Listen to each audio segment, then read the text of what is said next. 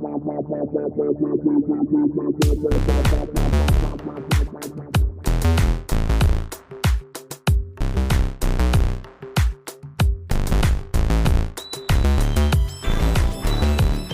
to you from the dining room table at East Barbary Lane, welcome to another edition of Full Circle, the podcast.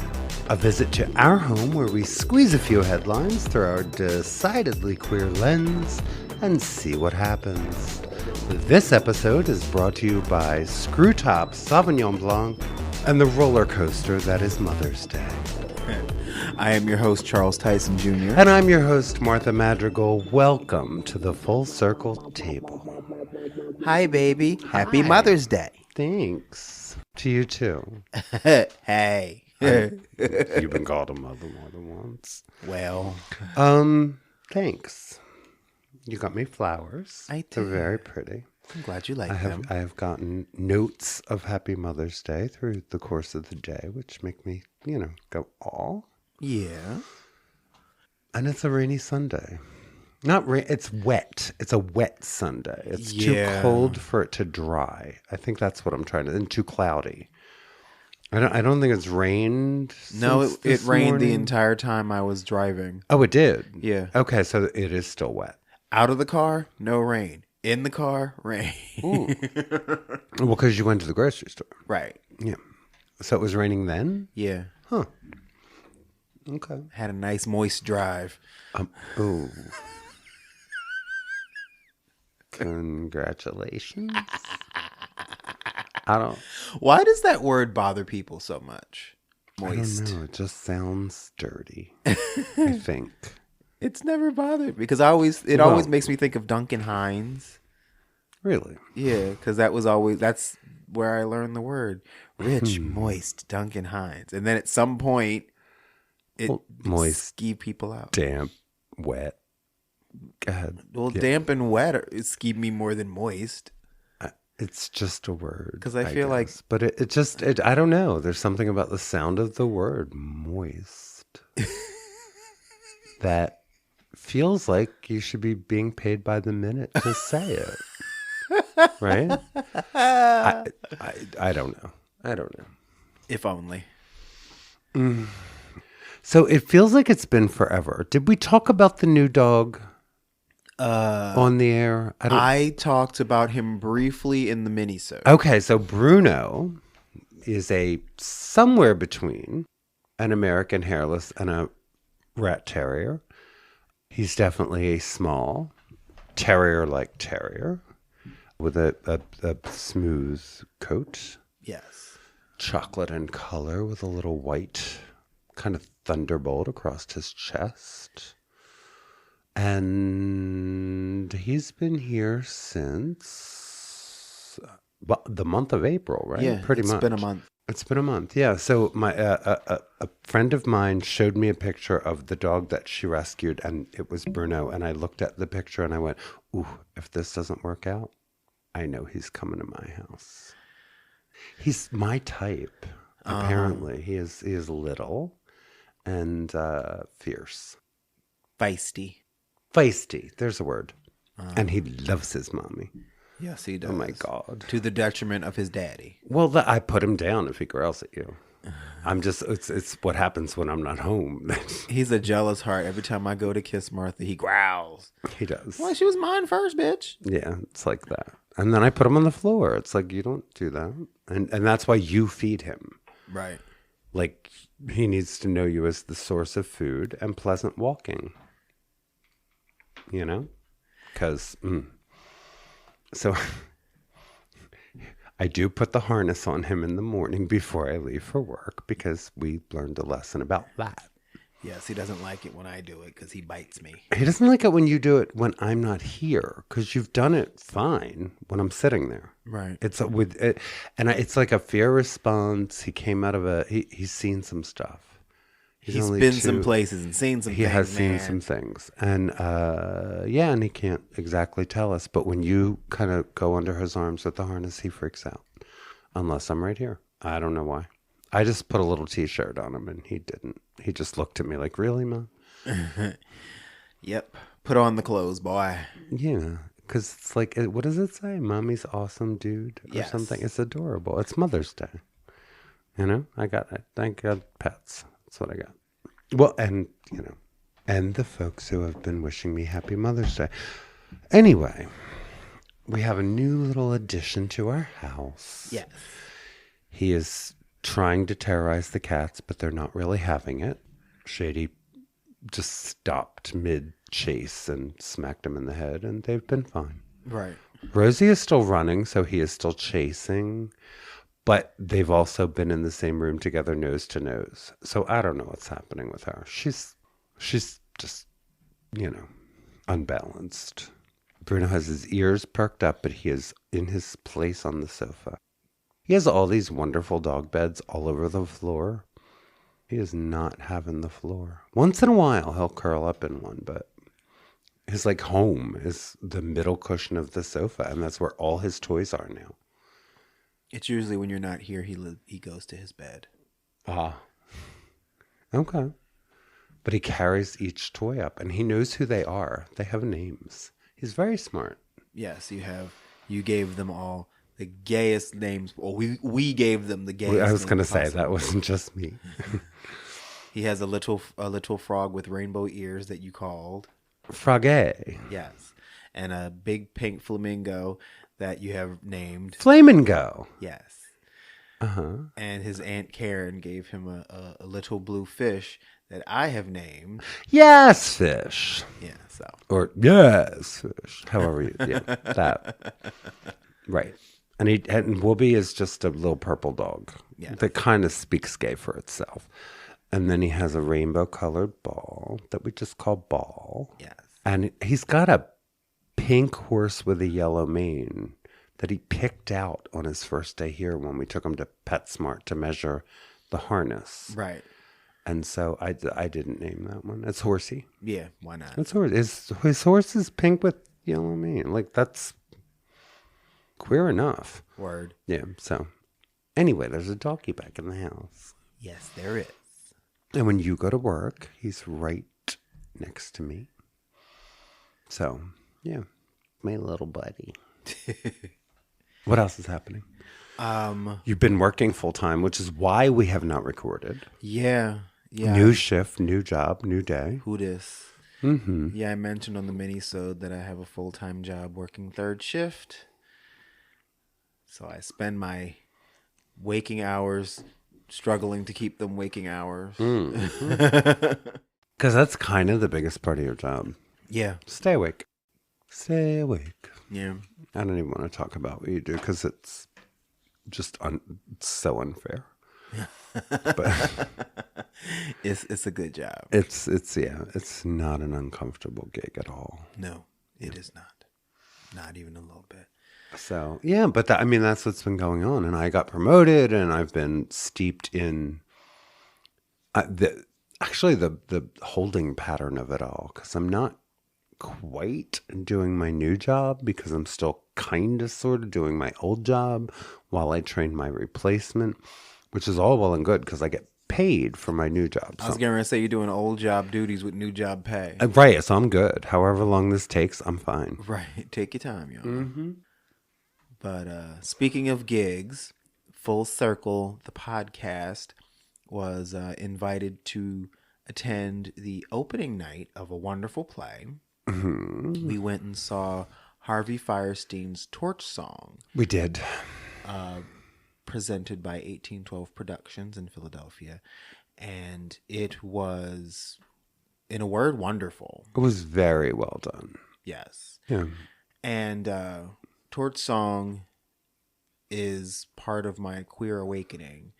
I mentioned this briefly in the mini-sode. I was introduced to the play Torch Song Trilogy through high school forensics. I did the scene where Arnold and his mother are arguing about queers are real people. Mm-hmm. You know? Mm-hmm. And him comparing the death of his boyfriend at the hands of gay bashers. She was mad that he dared compare that to her being a widow. Right. It's definitely a period piece. It is, and they treat it as such. Yeah, they did, and you have to. Like, they dated each scene, with a little on-screen video. And you needed to, because Right. it is, I mean, it rang so true, Oh, yeah. but not today. I mean, not that no one hears that crap today, but I mean, it sounded like the era it came from. Right. Well, and the play takes place in that window post Stonewall, pre-AIDS. Yes. Yeah, it kind of goes up to 1980. Right. Yeah. And that's like a unique period of time in queer history. it is, but this was a coming of age snapshot Yes. from someone who wasn't out there partying their ass off as much as some, because it was just the back and forth of the angst that many of us went through. Right. It was like with family, looking for actual love and relationships in the age of free gay love. Right. And, carrying that family baggage, and there's a lot. Yeah, the kids that never had that, I'm so happy for. I know that's right. Because I had that shit. We both did. Yeah. But it was wonderfully done, wonderfully staged. The directing was top notch. Yeah, I loved it. No notes. Yeah, it was good. The faggotiest soundtrack into and out of the theater. Well, I hope you expected that. I loved it. They did well. They really did well. Unfortunately, it was a weeknight, and we couldn't stay for the reception because I got really hungry and cranky, and I had to go to bed. Yeah, you did. But the entire second act, I was like, "Oh Lord." I know. I'm sorry. I'm sorry, but I'm not. I understood. It was like, if I knew how long it was going to be, I'd have gotten a snack on the way. But other than that, which is my problem, not anyone else's, it was really good. And it's a function of post-COVID, by the way, that you can't go to a 3-hour with the intermission show right at 7 p.m. and expect to have dinner afterward. Right. Because every kitchen in the city of Philadelphia is closed, with the possible exception of Chinatown, by 10 o'clock. Right. We could have gone to Chinatown.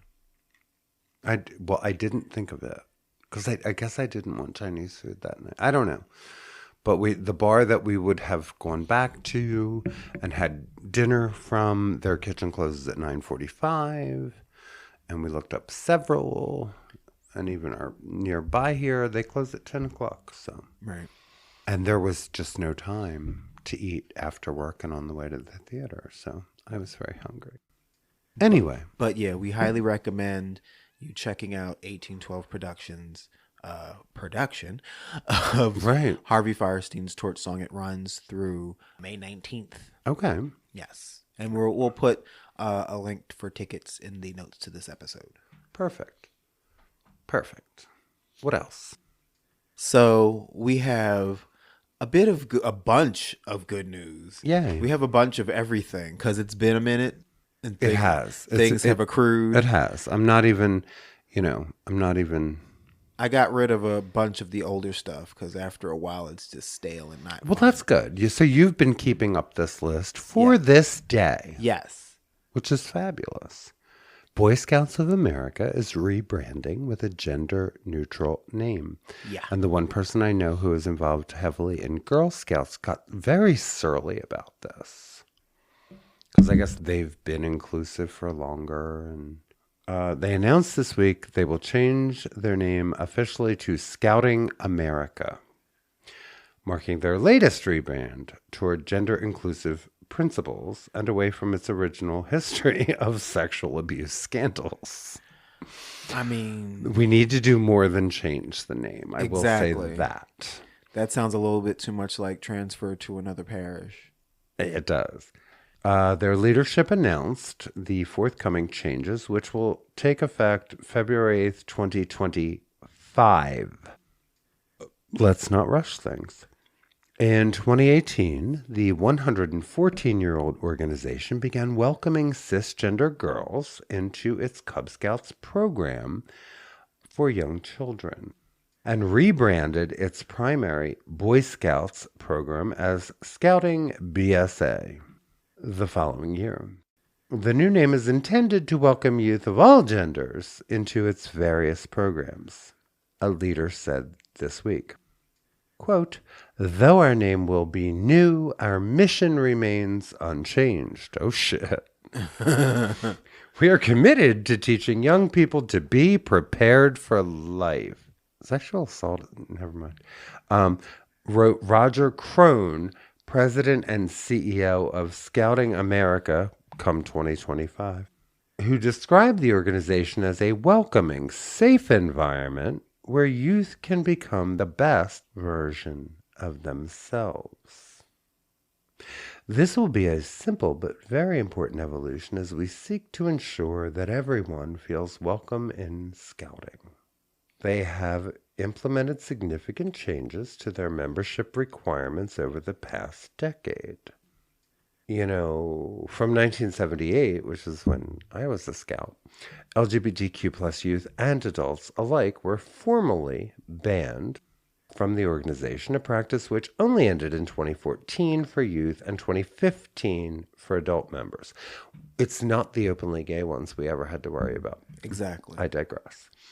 Separately, the BS also managed to conceal serial sexual abuse allegations against numerous adult leaders for nearly a century before becoming the target of multiple lawsuits in the past 20 years.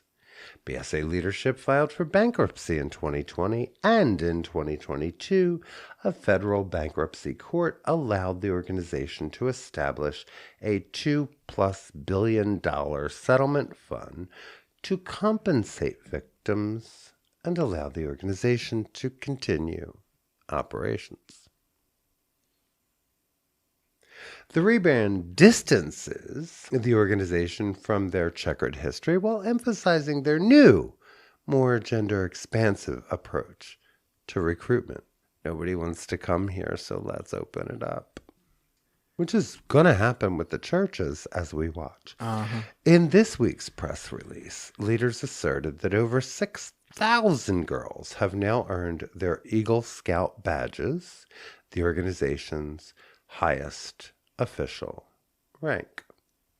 Although their official stance now welcomes transgender youth, it may take more time for individual troops to catch up. Of course. In 2021, a trans 14-year-old said she was kicked out of the troop after she came out because there was no all-girls troop for her to join instead. Quote, it was very upsetting. I remember seeing my mom crying. That was like family to us because when you are with the troop for so long, you are family. Yeah, until you're not.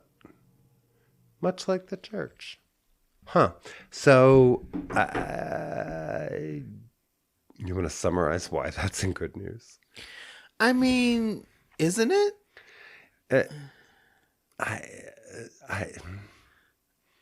Inclusivity? Here's hoping.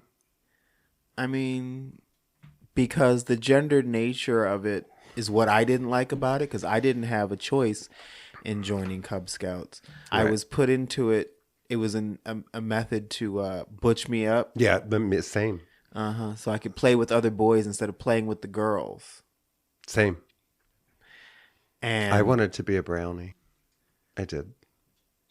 My girlfriends were brownies at the time. They were like showing me Cub Scouts, and that's what I wanted to be. Even though I hated the uniform, that's what I didn't want to be a brownie. I didn't want to fucking be a Cub Scout. I wanted to be left the fuck alone, but that wasn't an option. Exactly. Exactly. Yeah, so I guess. Like whatever I was doing, I wasn't doing it right. Because my very Catholic friend who was quoting on it, hold her,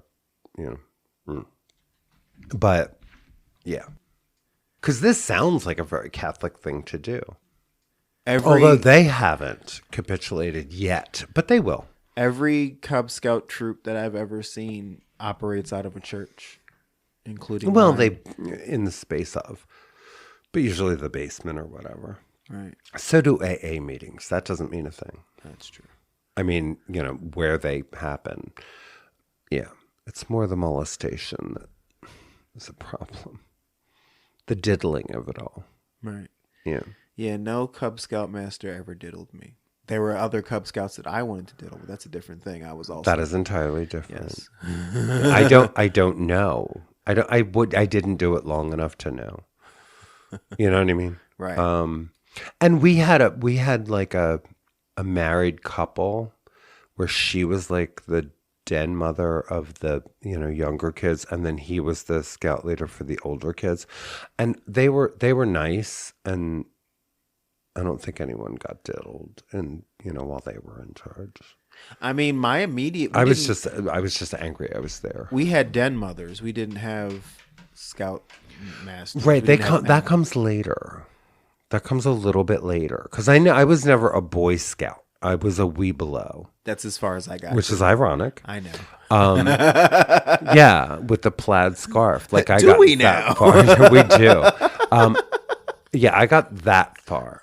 And that was when we started doing camping trips and stuff. We did one camping trip, and that was enough for me. Yeah, but that's where that starts, in Webelos, whatever.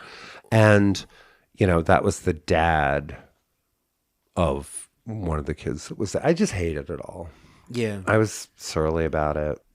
I was, There was nothing about it that I liked. Hanging with other boys, wearing clothes I didn't want to wear, being outside doing things. Fuck that. It was exactly. Exactly. None of this was fun. Not a bit of it. But at least now, I guess apparently they're expanding. When I was hanging with the girls playing double dutch, I was happy, but apparently I wasn't allowed to be fucking happy. Right. And then, I was like, well, you get these patches if you do these things. And I'm like, well, I like earning things. I like accolades. So I did the things. And of course, it took them forever to get their shit together to give me my patches. So then I was mad. Right. See. Yeah. The patches didn't really coordinate with one another, so I wasn't happy about that either. Well, I have that nerd collector thing. So well, that's fair. No, that's fair. We have different aesthetics. You get your Bobcat badge, then you get your Wolf badge, then you get your Bear badge, then you get your Weeblo badge, and it makes the little diamond shape when all the patches are there. And I wanted to have my complete diamond, damn it. I adore the fact that there's a bear badge. I know. And because Cub Scouts has this strange correlation with Jungle Book. Mm-hmm. I had never thought of that. Yeah. The whole thing is odd, actually. It's male bonding, I guess. Uh-huh. Which, in my experience, well. And then Weeblo was more, it's coupling than bonding. It's supposed to be short for We'll Be Loyal Scouts. And I'm like, well, that doesn't even make sense. It's no. Really? I thought it was like a Native American word, Weeblo. That meant something. I thought.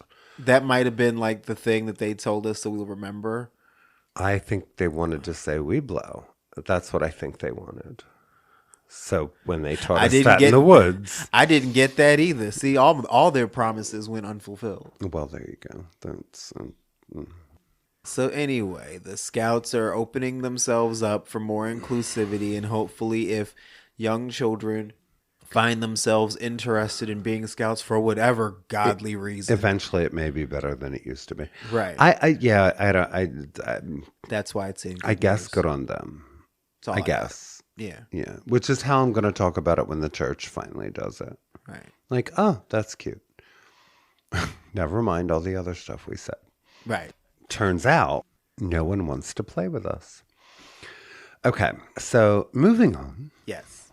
So after a class action lawsuit, Aetna will equally cover fertility treatment for LGBTQ plus couples. Tell me about this. So, health insurance company Aetna will now equally cover artificial insemination and other fertility treatments for all customers nationally as part of a settlement in a lawsuit that alleged discrimination against LGBTQ plus people. Well, right, they should. Not just because it's the thing you should do. The National Women's Law Center and the law firm Brinkerhoff, Abedy Ward, and Maisel LLP initially filed suit against the Bippity boppity boo. No, go ahead. I'm sorry. initially filed suit against the insurer in September 2021. The class action lawsuit alleged that Aetna's definition of infertility led to unequal insurance coverage treatment for LGBTQ couples.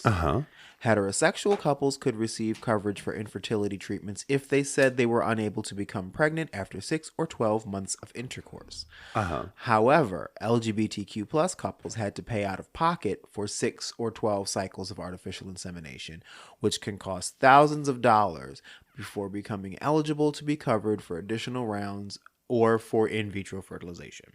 And I don't think that we are less inclined to try to make our partner pregnant. It just doesn't happen in the same, it's like the odds are, probably stacked against many of us. But I'm just saying, it's not that we don't have the same fervor. Exactly. Everyone's fucking with the desire to be pregnant, so why does there have to be this line drawn? Right? Right? I'm just saying. So while Aetna's settlement means the company will not be held legally liable for the alleged discrimination, the insurance company agreed to make a number of landmark changes to its policies, according to a press release from the National Women's Law Center. Good. The insurer will modify its policies to make fertility treatments, including both artificial insemination and IVF, equally as accessible to LGBTQ plus people as it is to heterosexual people. Additionally, Aetna will pay out $2 million to class members of the lawsuit and will reprocess previously submitted insurance claims to reimburse class members for out-of-pocket costs for artificial insemination. Good. Yeah. Emma Goidel, the lead plaintiff in the case, called the settlement, quote, a big win for queer families. It means so many of us who hope to become parents or have more children can now begin the journey to do that with the same access to fertility treatment coverage as heterosexual couples. I'm just going to say this. Because we have the data now. Our families fare as well as, if not better, or better than families where there are, two cisgender heterosexual parents. Right. As well as, or better. Yeah. We are not messing up children. We love children. We're great parents. We're great humans. We're actually more engaged than many of the cis-hets because we have to be. So yeah, this is fair. And that's just it. I'm not saying their, insemination shouldn't be covered. I'm saying ours should as well. Right. As well. If we have the technology, let's use it for all of us. And it's not just, our personal queer ass bias when we say that it's highly likely that these families are happier.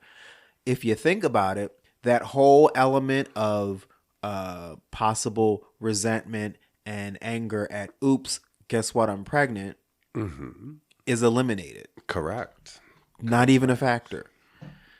Because, no shade, but how many times is that prevalent in the heterosexual world?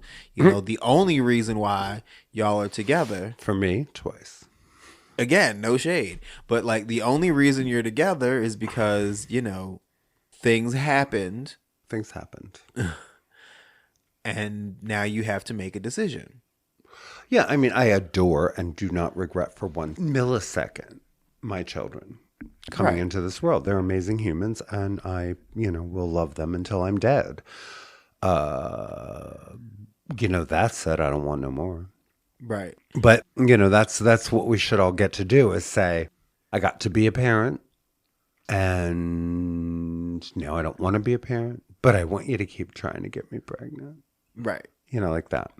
So, yeah, we got to take the backward ancient morality out of this whole thing because there are no ethics involved. Right. It's It's an adapted morality Right. that says cis people are somehow better equipped to be parents.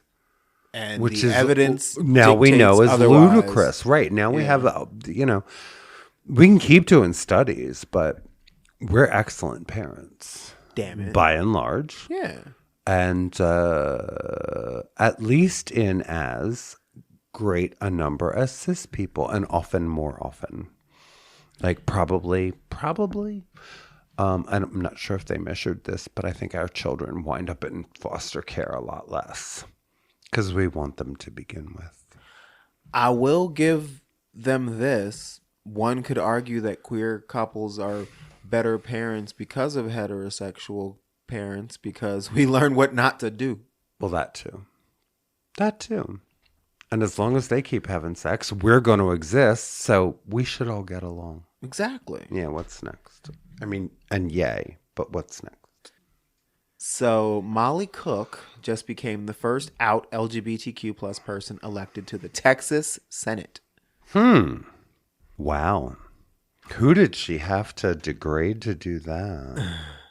So voters have made history by electing emergency room nurse and community organizer Molly Cook as Texas's first out LGBTQ plus state senator. The Democrats' victory was the result of a special election to fill the seat of John Whitmire, who is now Houston's mayor. Okay. Cook, who is bisexual, will finish out Whitmire's term, which ends in January. She is also currently running for the next full term and faces the same opponent, State Representative Jarvis Johnson, in a Democratic primary runoff on May 28th. Okay. In the special election, Cook beat Johnson with 57% of the vote compared to his 43%, as reported by the Texas Tribune, which also noted that the two candidates have similar progressive platforms that support LGBTQ plus rights, reproductive freedom, and increased funding for public schools. Well, that's good. Embarrassment of riches. Well, right. This is a fight among Democrats. So Right. not all 9 of them are, paying Right. attention. Cook, a sixth-generation Texan, was endorsed by the LGBTQ plus Victory Fund. Good. The organization's president and CEO, Anise Parker, praised the fact that LGBTQ plus folks finally have a member of the community fighting for them in the state Senate. 1. For too long, the LGBTQ plus community has been the punching bag of bigots in the Tennessee Senate, Parker said in a statement. Now they'll have an out LGBTQ plus peer as their colleague who will look them in the eye and make them see the Texans they're hurting. We know Molly will not only be a powerful voice for LGBTQ plus Texans, she'll do a wonderful job fighting for the needs of all her constituents in District 15, including myself. Between now and May 28th, I'll be doing everything I can to ensure another victory for Molly in the case of equality. I love it. I love that. She has a master in public health and has organized for better transportation infrastructure in Houston. We got to find that thing. For Harvey Milk, it was dog shit. Right, exactly. Yeah, that. She also volunteered 40 hours per week for the Beto for Texas campaign, while also working full-time in home health nursing. She called her victory the honor of my life and acknowledged that the work is far from over with the May 28th primary runoff approaching. My campaign is prepared to knock on every door, talk to every voter, and reach every corner of District 15. Knock, knock, knock. Hey, y'all. Yeah, I mean, Texas is a shit show, and they have been for decades. I mean, there are Democrats that emerge. I mean, Ann Richards was the governor of Texas, and she was amazing and fabulous. But the Texas legislature is a shit show. If you've ever read Molly Ivins, I mean, that was her beat. She became nationally known as a pundit, but her beat was the Texas legislature, and she knew how to skewer them in good humor, right, and write about them, and she knew many of them, and she really told the story of Texas during her lifetime. So if you do anything with that news, go look up Molly Ivins. Yeah. All right, so this is a good one. Biden administration reinstates healthcare protections for LGBTQ plus people in a giant step forward. Yep. When he took office, he made it clear he'd work not only to reverse the damage did, to LGBTQ plus rights, but also to advance them even further. Yep. So they have reinstated Obama-era healthcare protections for us that were rescinded under the Trump administration. On Friday, the Department of Health and Human Services issued a rule declaring that the Affordable Care Act's ban on sex-based discrimination in Section 1557 applies to us. Yes, to the LGBTQ. To the LGBTQ. The Obama administration's interpretation of the rule also barred anti-queer discrimination. But, that stain on our history removed that stipulation as part of the many things they did to us during those 4 years I just call hell. Yeah, that. Under the Obama administration, executive departments overall started using an interpretation of discrimination because of sex that included LGBTQ plus people based on legal arguments that were being accepted by federal courts. When Biden took office, he made it clear he would work not only to reverse the damage done, but to advance them further. Quote, today's rule is a giant step forward for this country toward a more equitable and inclusive healthcare system, said HHS Secretary Xavier Becerra in a statement, and means that Americans across the country now have a clear way to act on their rights against discrimination when they go to the doctor, talk with their healthcare plan, or engage with health programs run by HHS. I am very proud that our Office for Civil Rights is standing up against discrimination no matter who you are, who you love, your faith, or where you live. Once again, we are reminding Americans we have your back. Yeah. Yeah, good stuff. I agree. Yeah. Go, Joe. Seriously. Also in Biden news, the U.S. Equal Employment Opportunity Commission, the EEOC, the primary federal agency that enforces employment anti-discrimination laws, has updated federal workplace guidelines to protect transgender workers from transphobic harassment like misgendering or denial of bathroom access. The new guidelines, the first issued from the EEOC in 25 years, define such harassment as a form of sex-based discrimination under Title VII of the Civil Rights Act of 1964, a federal law against workplace discrimination. Bam. Bam. The new guidelines, which also forbid harassment against people who are pregnant, have just birthed children, are breastfeeding, chest feeding, or have an abortion, go into effect immediately. Unlike the Boy Scouts, they don't need until 2025. Well, while they aren't legally binding, they still present a legal framework of workplace standards for employers, employees, courts, and agencies that handle harassment claims. A Monday statement announcing the new guidelines cites the 2020 Supreme Court decision in Bostock v. Clayton County, a case that defined anti-LGBTQ plus workplace discrimination as a form of sex-based harassment. Good. yeah, Good. it's kind of huge. Mm-hmm. I love it. I almost said we're not going to take it in the style of that song, but then I remembered that the person who sang that song is an asshole. So damn it. I know. I'm going to move on to two Republicans did help stop a trans care ban and deliver a powerful speech. Their votes stopped Kansas from passing what would have been one of the harshest gender-affirming care bans in the country. I just want to stop and celebrate this because, thank you. Right. Thank you for having some goddamn sense. Yeah. Kansas State Rep. Jesse Bourgeon and Susan Concannon did not vote to override Governor Laura Kelly's veto of SB 233, which sought to bar transgender youth care under 18 from accessing medically necessary care, including gender-affirming surgeries and puberty blockers. Those surgeries and everything, Right. But in a move no one expected, the bill died in the State House, where Republican state reps, again Susan Concannon and Jesse Bourgeon, decided to vote alongside Democrats against it, even though both had previously voted in its favor. This is the value of dripping water. We got to keep going. We got to keep telling our stories. We got to keep showing up as the human beings we are and saying, how can you do this? Right. It's working. Quote, we hear of bullying and ask authorities to make it stop, Concannon said during a speech on why she changed her vote. We hear about mental health, about suicide, and ask why. We're not listening to the impacted youth.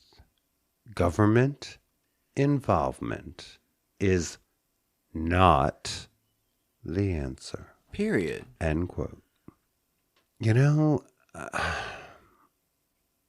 Thank you. Indeed. Thank you. Just show a little intestinal fortitude and look what happens. Yeah. Yeah, I mean, there were a lot of people involved. A lot of people get to take credit for this. But the sustained veto is especially surprising since Kansas has been a lightning rod for anti-trans legislation in recent years. And they have passed some of the harshest anti-trans laws in the country. Several advocacy groups, including the HRC, believe the movement around these policies is losing steam as these bills continue to fail around the country. Advocates believe Republicans may be realizing that coming after trans and other queer folks is not the electoral slam dunk they thought it was. It's still, you're going to have to still look at these people in the grocery store and know the ways they fought against us and treated us as inhuman. Yeah. But I'm going to celebrate the fact that some of them are listening and finally standing up as human beings and saying this political shit has to stop. Right. That kind of the bare minimum, but yeah. I mean, it is, but it's still I will take it as good news because we do need those people in these deeply red states. We need them. Oh, hell yeah. And, we are seeing things that give me hope. The women in these deep red states are not codifying the demise of Roe into their constitutions. They're saying no. Right. And don't spike that ball. Don't. Let's move on to our favorite little segment. It's time for Silent Broiler, people taking pleasure in your pain. Yeah, yes it is. Bring it. So, we talked previously on the show about an incident that happened in Philadelphia where two official queers, we'll say. Official queers. Yes. Paid gays. Paid gays. As it had were. a run-in with a Pennsylvania state trooper, which resulted in one of them being, on his face in the rain, handcuffed, while his wife, who works for the mayor's office, is screaming, that's my husband, work for the mayor's office. Anyway, long story short, that state trooper is no longer employed. We heard that, and we still don't know why. Right. So we don't know if he was fired, when he left the job, or if he got to quit. But Pennsylvania State Police Lieutenant Adam Reed said the trooper is no longer with the organization. He gone. Good. This happened back in March when Selena Morrison and Darius McLean were arrested after a traffic stop on the Vine Street Expressway. Yep. In rush hour. Well, yeah. Well, morning Saturday rush hour. It was so bizarre. was like 9 a.m. on a Saturday morning, as I recall. In the rain. In the rain. Yeah. And the video went viral. Selena, videotaping what was going on, and the trooper came and knocked the phone out of her hand. All of it was handled very badly. Yeah, they were detained for 12 hours. We're really grateful that they're still alive. That part. Given the rhetoric and the heat and the ugly coming from that state trooper. Yes. Yeah. DWB. That's what happened. Yeah. Yeah. I'm glad that person is no longer a state trooper. I think we should know why. I think we should know more. Right. But I'll take this as schadenfreude, because whatever caused you to leave, you ain't got your job no more. Exactly. And that needed to happen. And thank God you didn't go further than you did. Exactly. Ugh. Because we know how that could go. Yeah, the tapes are out there. The recordings are out there if you really want to know what we're talking about. But let's just say it was really, really ugly and not okay on any level. And I'm glad he lost his job. Yeah. You gonna lose your... Yeah. You were about to lose your job. And you did. Mm-hmm. So what else? It looks like we have one more. So, Cranford, New Jersey bakery received a hateful letter about the pride flag that was hanging at its entrance. Mm-hmm. The Sweet and Fancy Emporium is the name of the business. Right. And one hateful person wrote a letter as a concerned citizen saying that they notified all their girlfriends about the flag, who in turn have decided to boycott your store. Well, and they said, it's not that we despise the flag. It's just we do not want to be associated with crazy left-wingers who hate America. Oh my God, Karen, fuck off. Exactly. So the owner of the business, Amanda Giardi, posted a photo of the note on the bakery social media account in the middle of April, with the caption that said, I was saddened to receive such a hateful note in the mail today. I love Cranford and all of the love and support the community has shown my business. My doors are open to anyone who wants me to bake for them always. I can't control how others behave. I only have control over how I behave. Sweet and Fancy welcomes everyone. Nice. Well, shortly after, the bakery announced a fundraiser for the Trevor Project.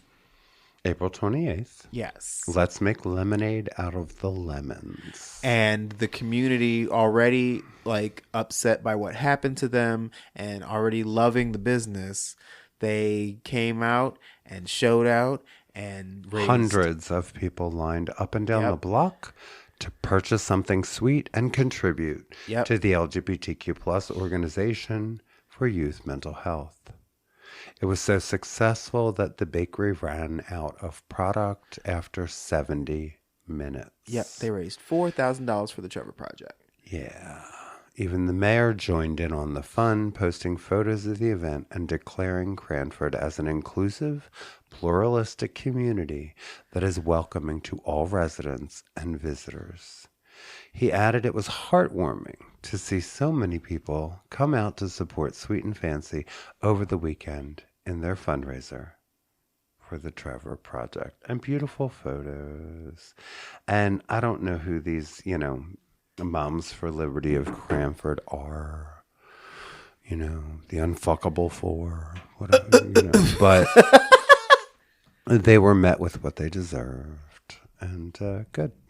And because of all their hate and nonsense and bullshit, Trevor Project got money. Yeah, well, I like it. Yeah. I mean, again, sometimes, the thing we have to celebrate is the response. Correct. Not the shit that happens to us, but the creative and beautiful ways we respond. Exactly. And, we'll see when they write their next letter. Right. I guess. Anonymously. Right. Of course. Let's do that a couple times a year, because this shit is lucrative. Right. This has been your moment of Schadenfreude. People taking pleasure in your pain. So I know it's been a minute, and it's Mother's Day. So I do wonder if you have a 15-minute fave. I do. And first of all, I want to go on record as saying this was not intentional, but it worked out beautifully. Hey. So, I mentioned in the mini-sode that I've been deliberately selecting music for my commute to and from my job. Music that will keep me, stimulated and awake and grooving. Mm-hmm. So I decided to visit my 20s and listen to. You don't remember much from then. I remember the music. Okay, well, good. Okay. Not what was going on during the music. But so the soundtrack of my commute for the past month or so has been music from my 20s. And so an album that made its way into the rotation is from a super group called Lucy Pearl. This would be the late 90s, by the way. Go ahead. Yes, it is. Lucy Pearl is a super group that existed for exactly one album, composed of Raphael Sadiq, who at the time was most famous for having been in the group Tony, Dawn Robinson, who was one of the founding members of En Vogue, and Ali Shaheed Muhammad, who was a producer for Tribe Called Quest. They got together and created Lucy Pearl, and that album is exquisite and no skips to this day. Now, my 15-minute fave aligned perfectly with today being Mother's Day, and I swear I didn't do this on purpose. It's my favorite song on the album, and it's called I Can't Stand Your Mother. Okay, then. I did not do it on purpose. Fits in my Mother's Day. And so, the song is cool because it's it falls into the you get with me in a relationship, you have to deal with my mother, but the other person's like, but I don't like your mother because of this and this and this and this and this. It's just a cool song. So we're going to go out to the break with I Can't Stand Your Mother by Lucy Pearl. And we'll be right back. I used to love when Christmas time came around, but now all I do is frown. Frown, frown, frown. I can't even talk to you on my own, believe it or not. And I can't use my own damn phone. That's why I can't stand your mama, babe. Can't stand your mother. No. She's just so much in my business, and I can't really deal with it. I can't stand your mama, baby. Can't stand your mother. No. Trying to have you as a friend, but you've got to understand. I didn't really want to go there, but your mama's on my head. In the closets, in the bedroom, say things that I can't bear. Telling me how I should live. Tell me how to raise the kid. Always want to borrow money. Ain't got the nerve to act no funny. You better deal with her, or you be living with her. Cause I can't stand your mother. Can't stand your mama. She's just so much in my business, and I can't really deal with it. I can't stand your mama. Can't stand your mother.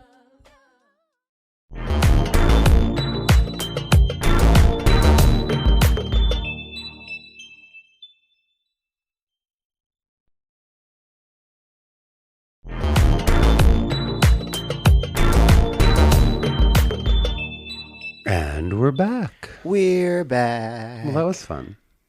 Isn't that good? Yeah, it was good. That whole album is so good. I'm still mad that they only had the one. But, divas be diva-ing. It's true. If talent was the only factor, yeah, we'd have a different culture. Well. Speaking of which, it's time for the cavalcade of nonsense. Yeah. So, this is fun. Target says it's cutting back on Pride merchandise at some stores after the backlash. Because, again, they're too broke to hire security guards. Well. Target is cutting back on the number of its stores that will carry Pride Month-related merchandise in June, a decision that comes after the retail chain last year faced a backlash and threats over some of the products. Minneapolis-based Target said in a statement that its Pride merchandise will be available next month in select stores based on historical sales performance. So only where we make money and have no controversy. We want to continue making money and pretend to... Anyway, a spokeswoman declined to disclose the number of stores that won't be carrying the merchandise, but a full assortment will be offered online. Yeah. Well, if we're going to go online to get Pride shit, we're not going to go to Target. We're going to go to the queer people that actually made the stuff and eliminate the middleman. Yeah. So, thanks, bitches. Yeah, because they got criticism last year. And criticism is hard. Mm-hmm. Being told about supporting the queers is probably, almost as hard as being queer. Almost. Yeah. Yeah. Fuck. Yeah. Comes after some customers last year confronted workers and tipped over displays. Because bitches don't know how to act. Imagine that. Oh my goodness, a display is spilled on the floor. What will we do? Target also moved Pride displays to the back of its stores in certain southern locations last year. If this were a bus, I was waiting for it. that's where we'd like y'all to ride. Their latest moves are just another example of how companies are grappling, because it's a struggle, with catering to different groups of customers at a time of extreme cultural divides, particularly around transgender rights. Yeah, you have the insane and the not insane. I guess pick your poison. Right. Last year, Bud Light sales plunged after customers were angered. And we're going to talk about that in a second. We're going to talk about it. Their attempt to broaden their customer base by, partnering with one fucking can of beer with a trans influencer. Quote, Target is committed to supporting the LGBTQIA plus community during Pride Month and year-round. Win, bitch, win. Most importantly, we want to create a welcoming and supportive environment for our LGBTQIA plus team members, which reflects our culture of care for the over 400,000 people who work at Target. Win. Unless it's mildly inconvenient. Exactly. This month's Pride merchandise will include adult clothing, home products, and food and beverage, with the items starting at $3. All right, then. I do. Yeah. We may as well just go right to the Bud Light story. Why not? Why not? They are tied together. Right. So the headline just made me gag. Bud Light says it will avoid more boycotts by never standing for anything. That's exactly the summary of this story. I'm going to take my ball and go home because meow. Right. Because we can't say we're inclusive when the rednecks get upset, and then they're the ones that actually drink this swill in the first place. We have a conundrum. And that totally sounds like, well, fine, I just won't say anything then. I'll just... Yeah, don't bother making better beer. Continue. Right. So after the immense backlash, Bud Light endured. Oh, my God. They endured it. Endured it. Oh, you poor things. Bitches. Oh, my God. Over its tiny partnership with trans influencer Dylan Mulvaney.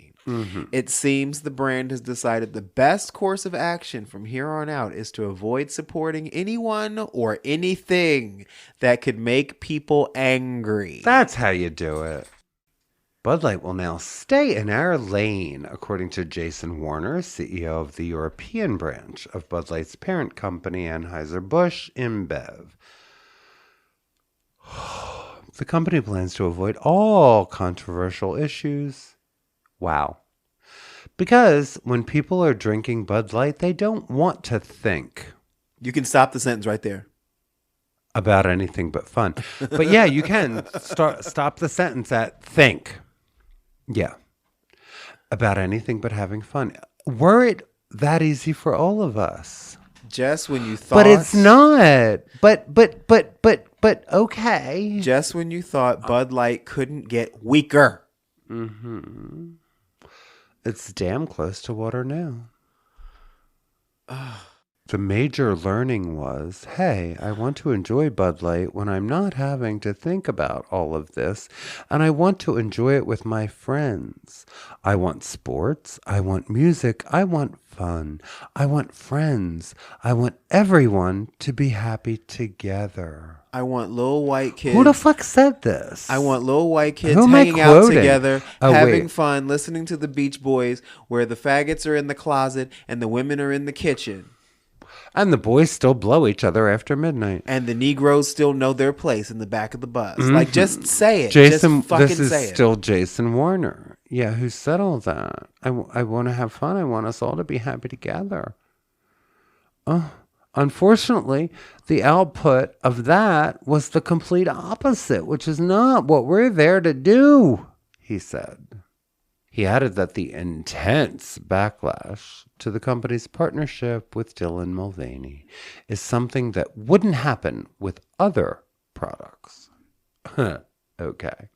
There are very few categories in the world where people care that much. No, bitch. You're just trying to explain why you have no spine. That part. And why your testicles certainly aren't attached to said spine. I don't think people would look at mayonnaise that way or care that much about mayonnaise, but they care about their shitty beer. The brand's brief partnership not only angered anti-LGBTQ folks, but it ended up causing outrage within the LGBTQ plus community as well, due to what many felt was the company's disappointing response, there's an understatement, to the hate, and its failure to stand up even a little bit for Dylan Mulvaney. On April 1st, Mulvaney posted a 50-second video to Instagram showing off some custom Bud Light cans with her face on them. I'm sorry, there might have been 6. It might have been a whole 6-pack, I don't know. As part of a brand partnership with the beer company. In response, conservatives posted videos of themselves dumping out Bud Light beer and shooting up cases of it. That they had to buy first, I want to point out. Elected Republicans claimed that Mulvaney was a pedophile without any evidence at all, and said that the global balance of power would be upset by her Instagram video. Others said that they were boycotting Bud Light, often switching to other LGBTQ plus friendly brands. They're not bright in any of this. You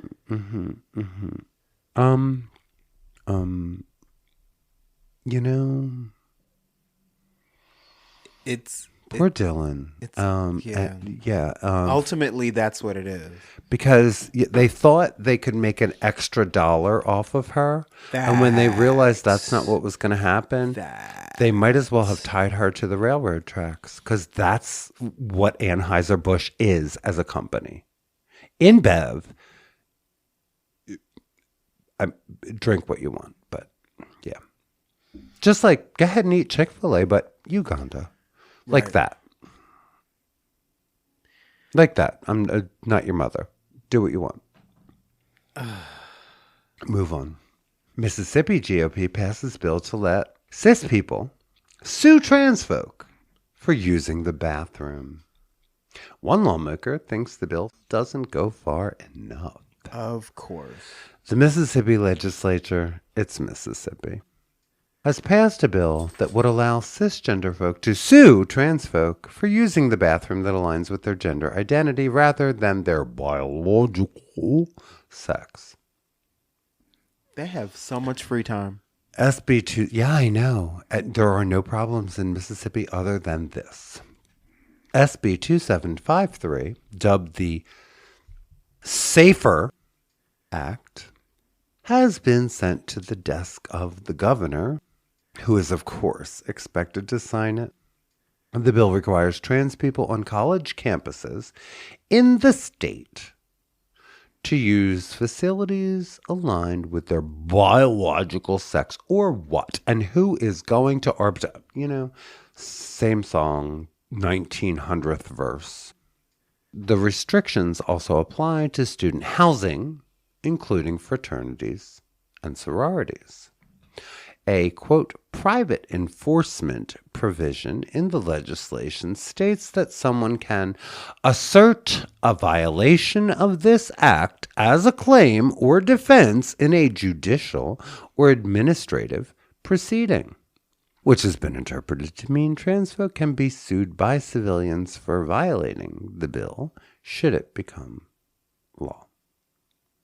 State lawmakers, naturally, approved the bill after two other pieces of anti-trans legislation failed earlier this month, after they were unable to compromise on their provisions before the deadline. One bill would have forced trans people to use facilities in public buildings that match the gender listed on their birth certificates. Guess what's listed on mine? So I wonder where they want me to go in Mississippi. I know where they want me to go in Mississippi. That's why I'm not there. I know where I want us to go in Mississippi. Nowhere. Pass bitch. over, fly over. Yep. Yeah. Yeah. Some complain that the bill does not go far enough in discriminating against trans folk. Yeah. Should the governor sign the bill or let it pass without his signature, it will take effect on July 1st. I guess Mississippi doesn't really worry about tourism, right? Probably not. I mean, Probably not. what's their big tourist attraction? Sundown towns? I'm not sure of one. I mean, Tennessee should know better because they got, like, what, Graceland and shit? Nashville? Right. Yeah, Trees that black people hung from? Well, that. You'd think that, that tourism is unabated. Like, there's no threat. I mean, if anything, that's going to just pick up. Dual water fountains? Yeah. Are they still all there, you think? I imagine they are. I'm sure somebody kept one somewhere. I'm sure they kept several. More bullshit from a state we will not go to. Yeah. I'm going to move down to... So, this was in the news on Sunday the 11th. Yes. So a darts player forfeits a major competition rather than compete against a trans woman. Yeah. 'Cause nothing. Yeah. Yeah. So British darts player Dita Hedman forfeited a match during the quarterfinals of the Denmark Open last weekend because she refused to play against transgender competitor Noah Lynn van Leuven. Rumors swirled that Hedman faked an illness to sit out of the match so that she could still rank, but Hedman herself shut down that notion and made it clear she did not want to compete due to her anti-trans beliefs. Wow. No fake illness, she wrote on X, Twitter. Proceeding to misgender Van Leuven. I said I wouldn't play a man in a ladies' event. Now, this is darts, people. It's darts. It's not even about the strength of your arm. It's about your precision. You throw the pointy thing at the little round thing. Yeah. People can be whoever they want in life, but I don't think biological born men should compete in women's sport. Huh. Van Leuven, considered a Dutch darts sensation, also faced backlash in March after winning historic back-to-back victories against both men and women in the same week. It's darts. Right. The 27-year-old won the mixed PDC Challenge Tour in Germany, featuring several past male winners, to become the first woman to win an event in the series, one level below the sport's top tier.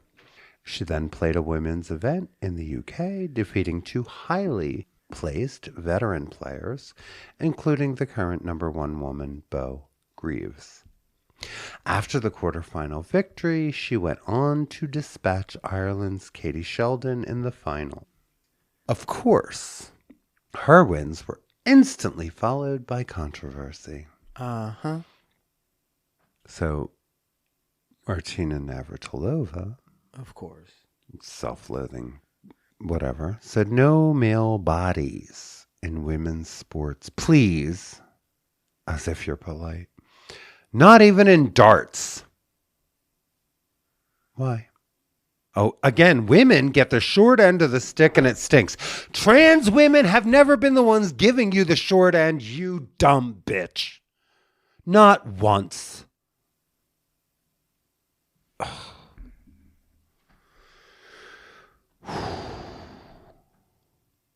Two teammates quit over her presence on the Dutch squad, citing disagreement over rules on trans inclusion.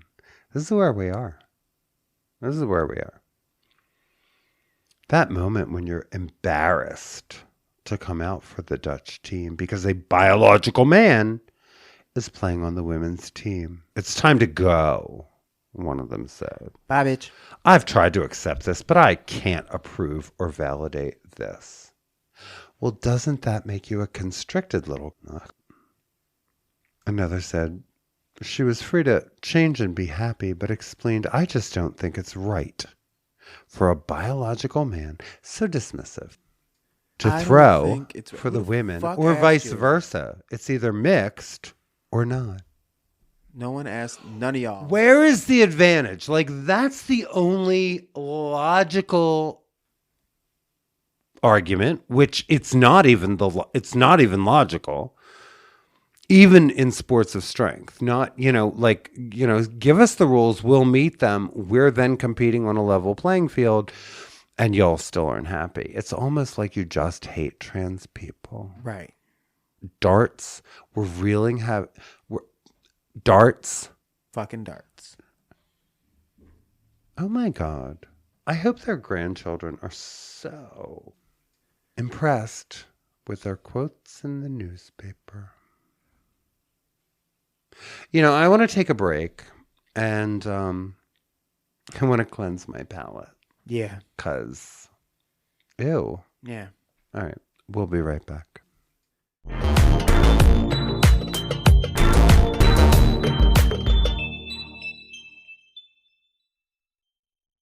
What was that laugh? I asked myself. I'm trying to recreate that as much as possible. I don't think I've ever laughed like that in my life. That was new. What is that? This is my new laugh for 2024. New year, new laugh. We have a spanking new podcast for your ear holes called Doom Generation. Available on Spotify and Apple Podcasts. Later, Doomers.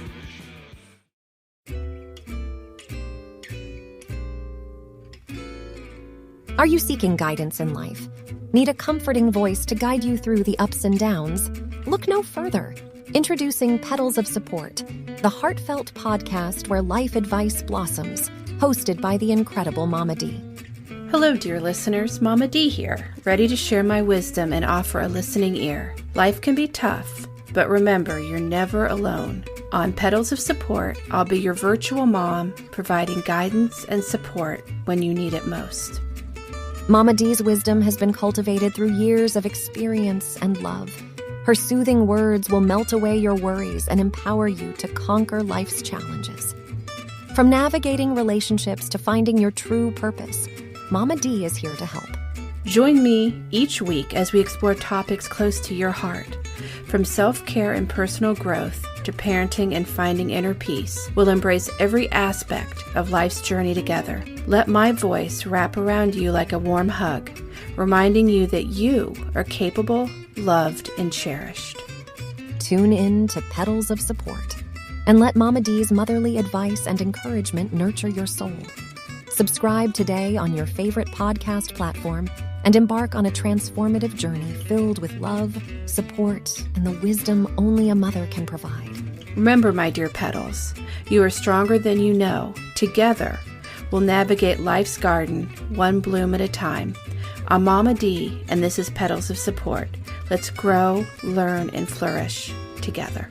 Petals of Support, the podcast that embraces you like a mother's love. Subscribe now and let Mama D guide you on your beautiful journey.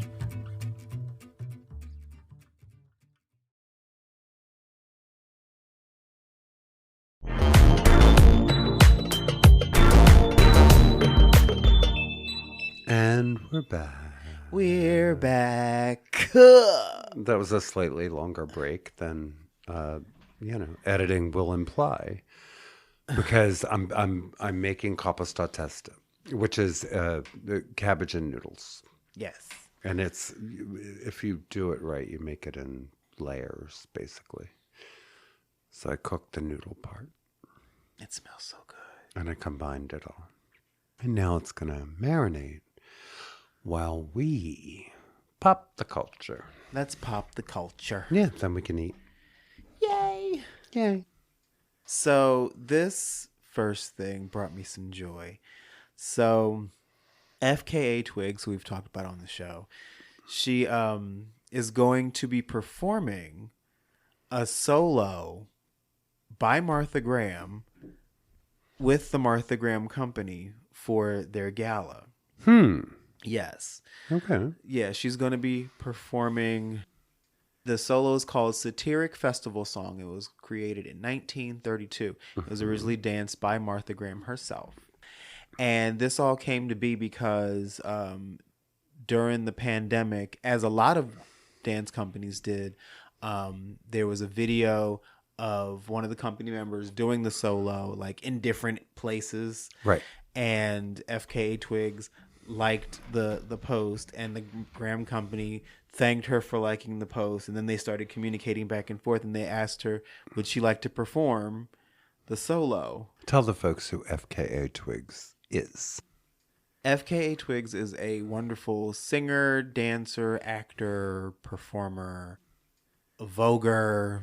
She's very, very cool person. She came up in the underground, and she's starting to just now get some mainstream popularity. Okay. And she yes, will be dancing Martha Graham. Yes. And I looked up the solo because I'd never seen it, even though I'm familiar with it. Mm-hmm. And I can see her rocking it. Okay. Because it's more like gestural and character based. And she's a technical dancer, and she studied Graham anyway. So I want there to be video of this. I want to see this. Okay. Cool. So yeah, I thought that was a very cool thing. I don't begin to understand this thing between Kendrick Lamar and a male duck. And Drake, a male duck. Isn't that a Drake? Or is that a goose? No, you're right. Okay. Is that a performer? Yes, Drake is a very popular rapper. Oh. Yes. Okay. I mean, fair enough. I know who Kendrick Lamar is. I don't know who this other person even is. This whole thing. So are they having a kerfuffle? They're having a wonderfully artistic kerfuffle. Why? Well, it all started off, I believe Drake started it by saying, they were being braggadocious. Quack, quack, quack. As the hippity hoppers are. And then yes, Drake, then Kendrick Lamar basically threw some barbs at him. And the thing that started off was basically saying, I don't want you to say the N-word no more because you're not really black. You're Canadian. You light-skinned and you don't rap that well. This is Kendrick Lamar talking about Drake. So Drake is light-skinned. Yes. And Canadian. Canadian. Yes. And shouldn't talk about. Okay. So is Kendrick Lamar blackety black, or is Kendrick Lamar who I think he is? Kendrick Lamar is a brother from Compton. Oh, is he? Yes. Okay, who am I thinking of? I don't know. I'm thinking of that song, Uptown Funk. Who's That's Bruno Mars. Bruno Mars.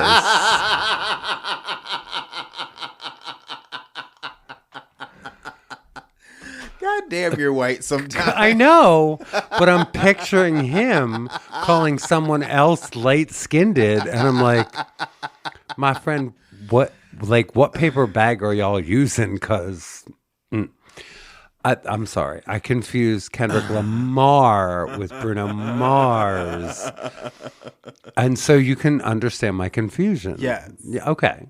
They should not be confused. No, they shouldn't. They're entirely So what's a confused. Kendrick Lamar song that I would know? That you would know? Yeah. Is there one? Probably not. Okay. But Kendrick Lamar has a Pulitzer Prize. I know there ain't a Drake song, so I'm just saying. Kendrick Lamar has a Pulitzer Prize for his album Damn. He got a Pulitzer Prize for music. Okay. He's a lyricist. That's a bragging right. Yes. Yeah. So Drake tried to get personal by bringing up allegations of spousal abuse against Kendrick Lamar, which is not, news. It's already been addressed in public by Kendrick Lamar. Oh. And who is not Bruno Mars, correct. by the way. Yeah. And Kendrick Lamar was basically like, you have a whole ass kid that you didn't claim. Oh. And it just went back and forth. Oh, and so this is just ugly and base. it got more and more personal. But the thing is, though, Drake had a song where he was talking shit. Then Kendrick Lamar wrote a song in answer to that. Ooh. And then Drake wrote a song in response to that. Oh. And then Kendrick wrote another one. And anybody buying these songs? Oh, yeah. And then before we could finish listening to the Kendrick Lamar one, he came out with another one being like, and another thing. Oh, okay. And basically what it comes down to is you shouldn't bring a knife to a gunfight, which is what Drake is doing. Because Kendrick Lamar, like I said, has a whole ass Pulitzer. So he is a lyricist. Yes. So he's going to win. Oh, he won. A battle of words. He won. Oh, okay. This okay. happened over the course of 3 days. The part that took me out. There were like 3 songs released in the course of 3 days. Like all this? No, I believe 1, 2, 3, 5, 4, 5, maybe 6. Oh shit. Yeah, they were. It was. Yeah. I missed all of this. But my favorite part. So there have been repeated allegations of Drake having inappropriate relationships with young women who are significantly under the age of consent, shall we say? Okay. And I again don't know who this is, so like in particular, like the young actress Millie Bobby Brown was tied to him when she was 14. Oh Jesus. Yeah. Oh, so this is like what's his name in accusations? What's his name? Was it Kissed by a Rose? Seal? No, not Seal. The other one. Popular at the same time. The one there's a whole documentary, a whole ass documentary about, and he was into, like he peed on them and he was much older. And R. Kelly. So this is like R. Kelly, not Seal. But there's a song. Who sang "I Believe I Can Fly"? That was R. Kelly. Thank you. So I confused that with Kiss.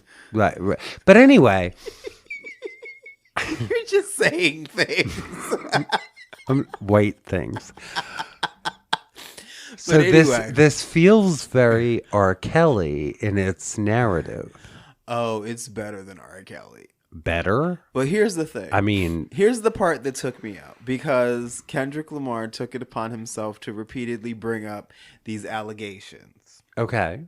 Because if you're going to make it personal, let's go all the way there, shall we?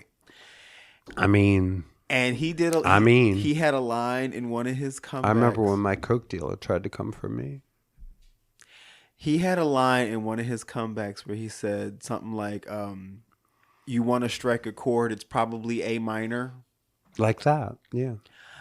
And I just went, ooh. Yeah. And A minor. Layers. See? So good. Uh-huh. Yeah. And then Drake came back with, I'm too rich and famous to be a pedophile. I'm like, that didn't do what you thought it did. No. No, that says I think I'm above. Uh-huh.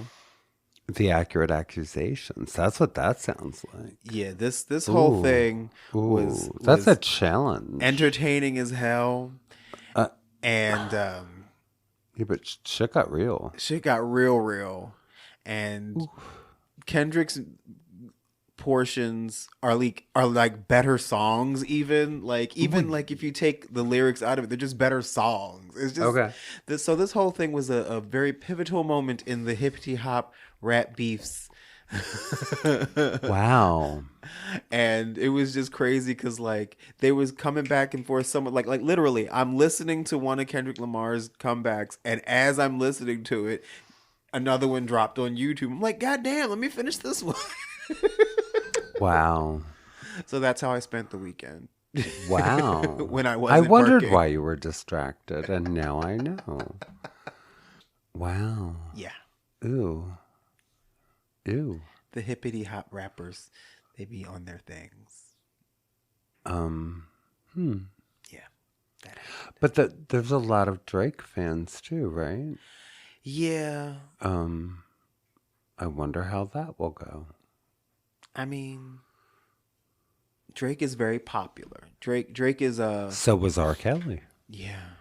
Just saying. Yeah. We gonna see. Yeah. Because, I mean, that word gets thrown at our community a lot, but if there's receipts, maybe you shouldn't get into this whole I'm just saying. battle. And Kendrick said, "You don't want none of this. I wouldn't talk shit." And then he talked shit, and then, well, look at you. What does it say about Kendrick, though? He didn't start it. I know, but I always go back to Sonia Sanchez. Hey, I know he didn't start it, but he's doing it. You know, like that. Like, why? hey. Why? Just why? No, and it sounds like Drake will regret this, especially if these accusations have weight. Yeah. Okay. Now, on to more important things. This is what grown men do. Yes. Okay.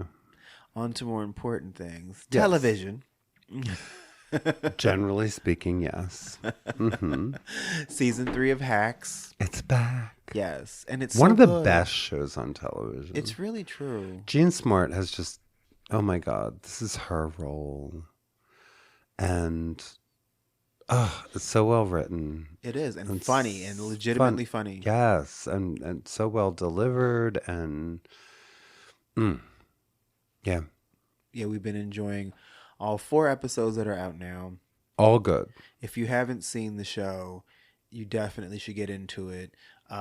Jean Smart's character is a successful woman comedian. Patterned somewhere, somehow after Joan Rivers. Yeah. Yeah. And I guess that's the only one I really could hone in on that she is right. emulating. But the thing that I love about the show, she's a stand-up comedian, and the writing for her is actually funny. Oh, God, yeah. And her delivery is great. Yes. Yeah. So. And the back and forth between she and Ava. Yeah. Yes. Is her writer. Stellar. As funny as Yeah. It's good. We love that show. It's good. It's vulnerable. It's raw. It's I love it. Yeah. Yeah. So I'm very happy. And speaking of vulnerable and raw, I mentioned this. Gerard is doing the thing. Yes, Gerard Carmichael, or as I called him, a messy queen telling his business. We've been watching that. Accurate. And he's starting to get on my nerves. I mean, he's showing that, he has created a lane that I deeply appreciated with Rothaniel. Yes. Yeah, we have gone past picking the lint from his navel, and we're tickling his spine at this point. It's just, yeah. Well, the more we watch it, the more we realize he's kind of a shitty person. Kind of. And he acknowledges that. And it's like, I mean, we all have that place in the world. Well, and that's the thing. He's a real person, just like the rest of us, right? And it is breaking down that wall of like celebrity, but at the same time, it's like, can you make a good decision one time, please? Like, if the cameras weren't on, would you be making good decisions? Because you ain't making none now. I mean, he's making decisions. Yes, he is. It's pretty raw. I mean, you know, and on the heels of that, and it's making his family a bit uncomfortable, and that's Well, yeah, because he's not just telling his business; he's telling. Well, he's paying their mortgages while he's telling their business. I mean, right? Fair's fair, but yeah, it's. I keep saying I don't know if I'm going to watch the next one, but I keep watching the next one. Right. And you keep telling me when it's available. Right. So something about this recipe is a hit. There's really nothing else like it. There is nothing else like it. There was nothing else like Nathaniel. And I felt like it followed in the footsteps of Nanette, which is Hannah Gadsby's, you know, breakout special. Right. In ways that I admire. Because we're telling the truth. We're not abandoning humor, but we're telling the raw truth of our existence. And I think it's a brilliant approach that hasn't been done before. And I think now is the time for it. That said, right. Yeah, it's like, what you gonna do next? I mean, he like you said, he is telling his family's business, but at the same time, we own the right to our own experiences, and these things did happen to him. Well, right, and I'm a big proponent of, you know, drag it out into the light. Right. Right? Just drag it out into the sunshine, and let's talk about it. If you want me to write better of you when I write my story, you should have behaved better. Well, that end, I have no duty to keep your secrets. Right. I may have, you know, when I relied on you for my, you know, food and shelter, but you're dead. I mean, in my case. And no, telling the truth is healing. While they're not dead, again, he's paying for their houses. Right. So, yeah, it's an exploration of how did I get here? Who am I? Right. Who are these people? You know, who lay claim to this family thing. It definitely gets awkward because it's one thing to tell. Oh, it gets really awkward. He's very good at allowing for the uncomfortable. Yeah, because it's one thing to just tell the story of your father having a separate family. And it's another thing to put him on camera and ask him about it. And talk to him about exactly that. Right. Yeah, that was, I mean, it was an uncomfortable moment. That I imagine on some levels was healing. Right. As someone who has gotten in trouble or gotten in, you know, for telling family secrets, that part I'm okay with. Part of me, I'm actually okay with all of it. It's just, yeah, sometimes I'm like, huh? Part of me, though, is like, how much of this is healing and how much of this is just vindictive? Well, I don't think it's vindictive. I don't think it's vindictive unless you can identify with the man who had an entirely separate family, you know, around the block. And everyone knew it but you. And you grew up with that humiliation. Unless you're part of that whole thing. I don't know how you use the word vindictive. Well, just because I've been accused of being that. And I'm not being vindictive when I say, you know, my mother was a raging... Yeah. I'm just thinking in terms of like, okay, yes, your mother was very homophobic towards you. So now it's like, well, I'm going to make you uncomfortable on camera. And continues to be. Yes. Well, she could say no. This is also true. She could say no. Yeah. I mean, and decide within reality television what is reality. I don't know how to feel about this. I don't know exactly who benefits or whether or not it's some kind of setback. I don't know where I stand with this. But I keep watching. Right. I keep watching. You know, and you know, if I was in a similar position, I might have the same conversation with my sister. Right. That he's having with his mother, you know, because it's like at the end of the day, you don't fundamentally believe I have a right to exist. So when you say you love me, at the same time, every Sunday you go somewhere where you vow, I don't exist as fully human. I don't know. If I had a TV show, would I call her out? Probably. I mean... Probably, because it's one of the biggest heartbreaking things in my life. Right. You know? And so him examining these kinds of very uncomfortable questions on camera. Again, they signed a waiver. Like, they signed a release. And again, he owns the right. He said... He owns the right to his experiences. And that's, I mean, that's my larger point with it is like, yeah. Yeah. So but it's compelling. There's the bottom line. It is compelling. Yeah. And we keep going back. And we will continue to do so because it's good television. It's good television. Ultimately, I guess we'll see. But yeah, in some ways it feels like one of us finally turning the tables on everything that happened. And saying, you know, that was fucked up, right? Right. Most of us don't get to go back and do that. Most of us don't get to go back to the people who made us feel very, very small and say, you did that. Right. In some ways, that's what he's doing. Doesn't mean he doesn't love them. But in some ways, that's part of it. And holding people accountable is a love language. I gotta say, some of it is, yeah, tasty.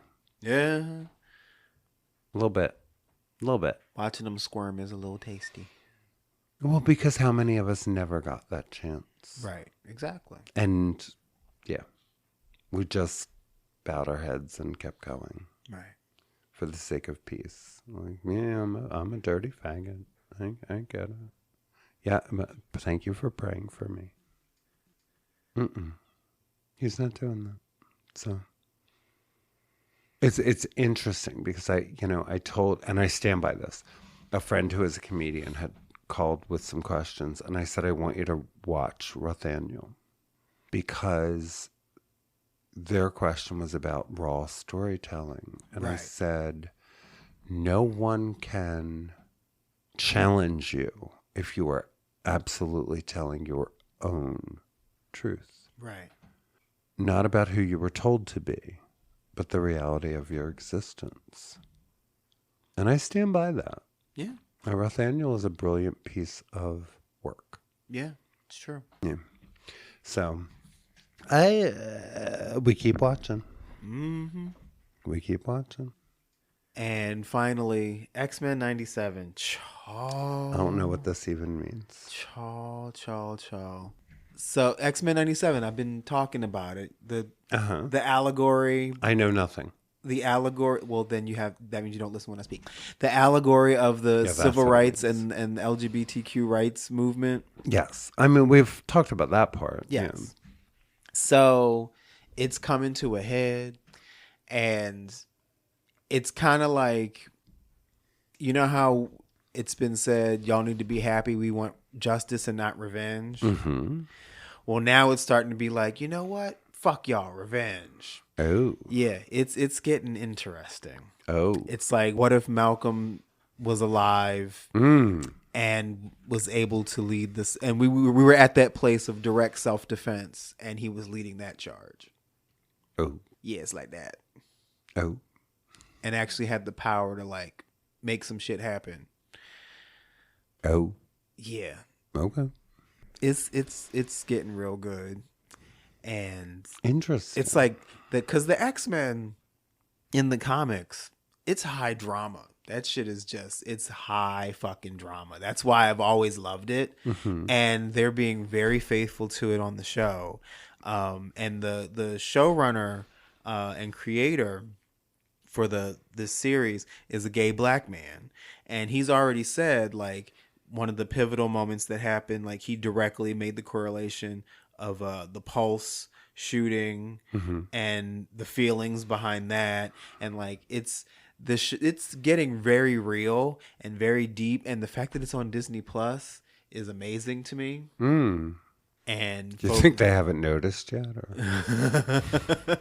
Oh, they've noticed. I never know what to think. But yeah, it's very, very. Folks have been crying woke all this time, and it's like it ain't. That means it's good television. Exactly, Yeah. and it's getting more and more so, child. It's if the more constricted among us who celebrate a lack of intelligence are upset, it's probably worth watching. Yeah.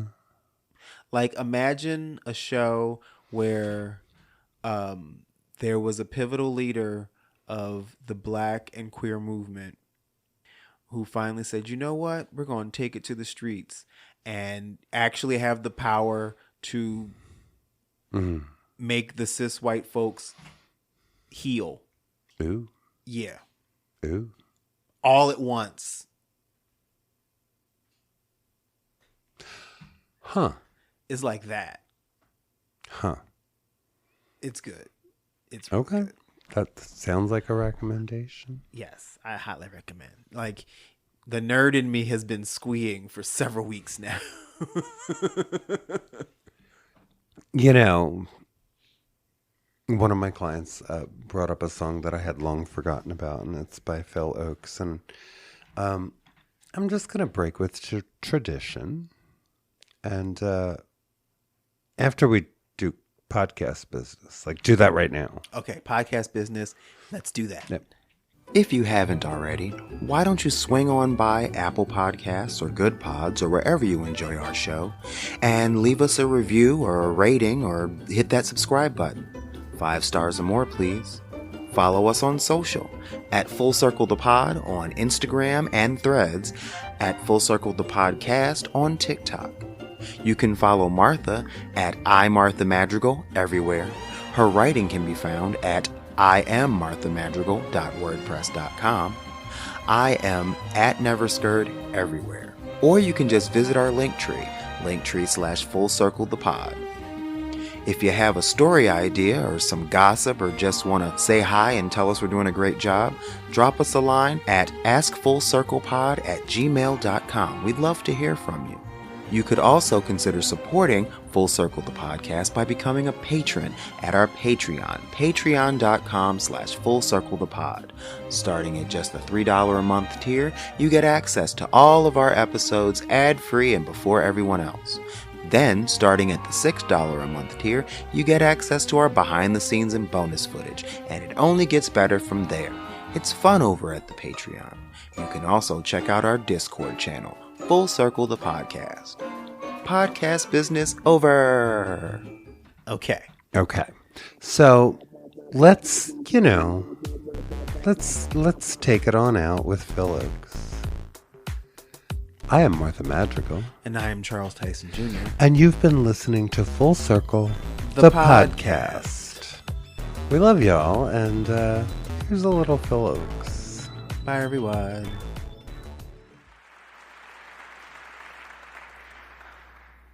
In every American community, you have varying shades of political opinion. One of the shadiest of these is the liberals.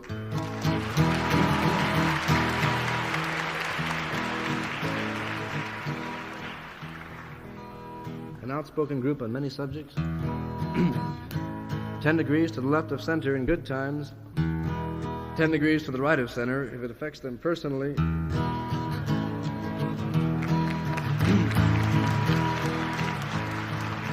So here then is a lesson in safe logic.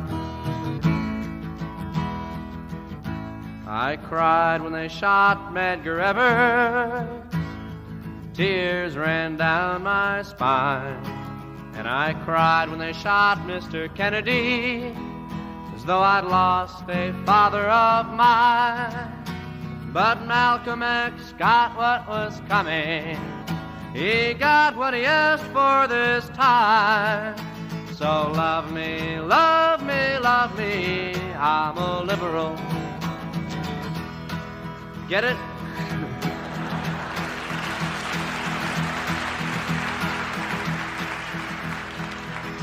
I go to civil rights rallies and I put down the old DAR.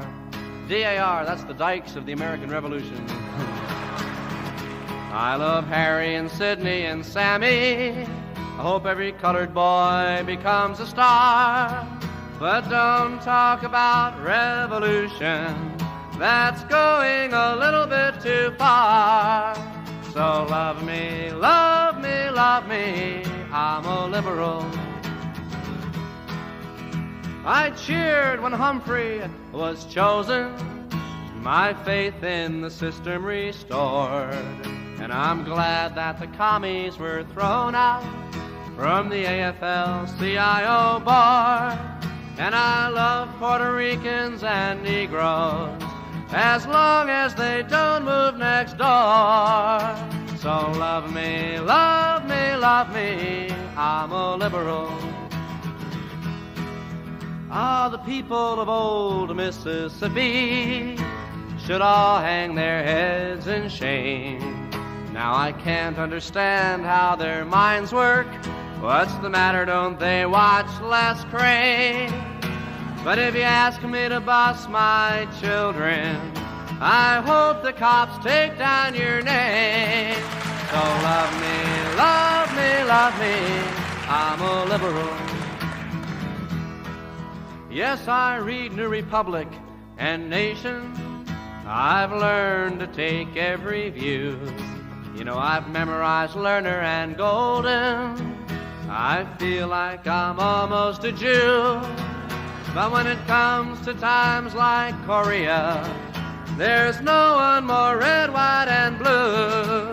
So love me, love me, love me, I'm a liberal.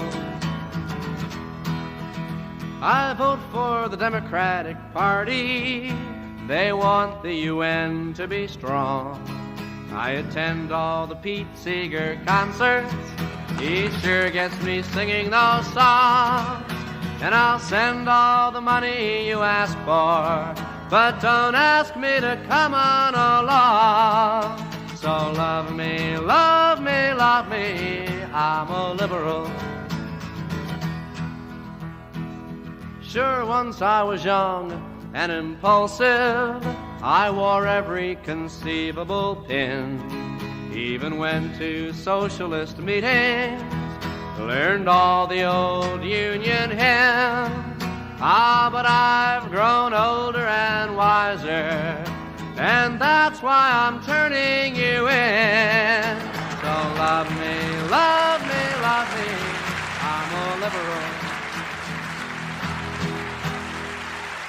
Full Circle is a Never Scared Productions podcast, hosted by Charles Tyson Jr. and Martha Madrigal, produced and edited by Never Scared, executive produced by Charles Tyson Jr. and Martha Madrigal. Our theme and music is by the Jingleberries. All names, pictures, music, audio, and video clips are registered trademarks and/or copyrights of their respective copyright holders.